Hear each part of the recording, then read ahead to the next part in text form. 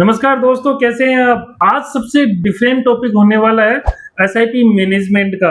सबका एक favourite subject होता है एसआईपी मैनेजमेंट। एसआईपी मैनेजमेंट का मतलब होता है सही टाइम पे सही डिसीजन लेना, सही टाइम पे सही फंड को चूज करना, सही टाइम पे उस फंड को रिव्यू करना। ये हमारे लिए इम्पोर्टेंट होता है। बहुत सारे वीडियोस होते हैं यूट्यूब पे कि एसआईपी 1000 रुपए से 1 करोड़ रुपए कैसे बनाए। क्या सर आप यही बताने वाले हो कि 10,000 से 1 करोड़ रुपए कैसे बनाए 20 सालों में, या 1000 रुपए से टॉपअप एसआईपी करके कैसे 25 करोड़ रुपए बनाए जा सकते हैं? जी नहीं, इस टॉपिक पे मैं बात करने वाला नहीं हूँ आज एसआईपी के लिए। मैं आज एसआईपी म्यूचुअल फंड मैनेजमेंट की बात करने वाला हूँ। सबसे फेवरेट सब्जेक्ट आपका SIP mutual fund management. Sir हमने सारी वीडियो सुनी एसआईपी म्यूचुअल फंड की, लॉन्ग टर्म इन्वेस्टमेंट की। ये वीडियो आज उस तरह से नहीं होने वाला है।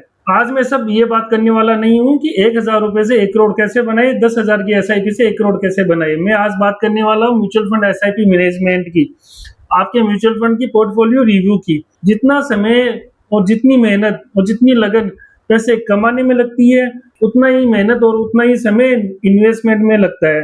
तो इन्वेस्टमेंट का जो टॉपिक होता है वो नॉर्मल टॉपिक नहीं होता, वो एक 20 साल 15 साल 25 साल का एक डिसीजन होता है। वो डिसीजन ऐसे नॉर्मली हम नहीं ले सकते। तो मैं यही सजेस्ट करना चाहूंगा कि म्यूचुअल फंड एसआईपी मैनेजमेंट का मतलब ये है कि आप अपने सेल्फ जो फंड ले रहे हो, या किसी के कहने पे, यूट्यूब पे या चैट जीपीटी के माध्यम से, या एआई के, या खुद के लर्निंग से जो आप फंड लेते हो, उनमें अगर वो रिटर्न नहीं बनता है 15-20 साल में, वो गड़बड़ हो जाता है वहां पर सिस्टम। तो इसीलिए म्यूचुअल फंड डिस्ट्रीब्यूटर जो एडवाइजरी है उनके साथ आप जुड़िए। उसमें होल्डिंग वाइज, स्टेक वाइज कौन कौन से फंड ले रखे हैं, कितना लार्ज कैप, मिड कैप, कितना स्मॉल कैप है, उसकी होल्डिंग क्या है, उसके फंड की परफॉर्मेंस क्या है। पास्ट परफॉर्मेंस भी मायने रखती है और आने वाले 15 साल या 5 साल में फ्यूचर परफॉर्मेंस भी इंपॉर्टेंट रखती है। म्यूचुअल फंड एसआईपी जो परफॉर्मेंस है वो रिव्यू होता है हर साल। ऐसे नहीं होता कि आपने कोई फंड चूज किया और उसमें आपने एसआईपी चला दी, वो चल रहा है। जितनी मेहनत आपको पैसे कमाने में लगती है, उतनी ही मेहनत इन्वेस्टमेंट के डिसीजन में लगती है और इन्वेस्टमेंट को ट्रैक करने में लगती है। तो इसलिए अपने फाइनेंशियली गोल को चूज कीजिए और म्यूचुअल फंड एडवाइजरी के साथ में अपनी एसआईपी स्टार्ट कीजिए, ताकि 2-3 साल में आपके फंड का एनालाइज हो सके, पोर्टफोलियो रिव्यू हो सके, रीबैलेंस हो सके। अगर फंड कोई अंडर परफॉर्म कर रहा है तो उसको चेंज कर सके, उसको रिव्यू कर सके, किस किस सेक्टर में कौन कौन सी ग्रोथ हो रही है। तो ऑलमोस्ट उस सेक्टर का जो ग्रोथ है, पोर्टफोलियो की जो रिव्यू है, वो आपको एक म्यूचुअल फंड एडवाइजरी के साथ में मिलने पे होगी।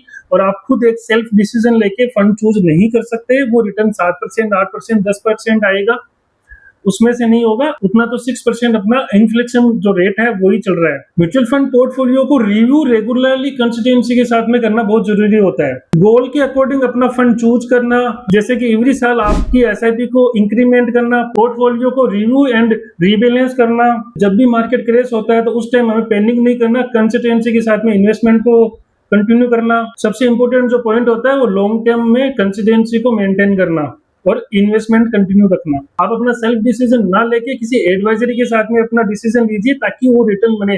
अगर लॉन्ग टर्म में आपको 2% भी एडिशनल ज्यादा रिटर्न मिलता है एडवाइजरी के थ्रू, तो 2% में भी करोड़ों रुपए का इफेक्ट होता है आपके पोर्टफोलियो में, 15 या 20 साल या 25 साल के पोर्टफोलियो में। तो इम्पोर्टेंट ये है कि उस फंड का पर्टिकुलरली रीबैलेंस करना आफ्टर 3 इयर्स या 2 इयर्स या फिर 4 इयर्स के माध्यम से। कमेंट करके बताइए आपके पास में कौन कौन से फंड चल रहे हैं, और उसका मैं पोर्टफोलियो रिव्यू आपको फ्री में करके दूंगा। Thank you so much.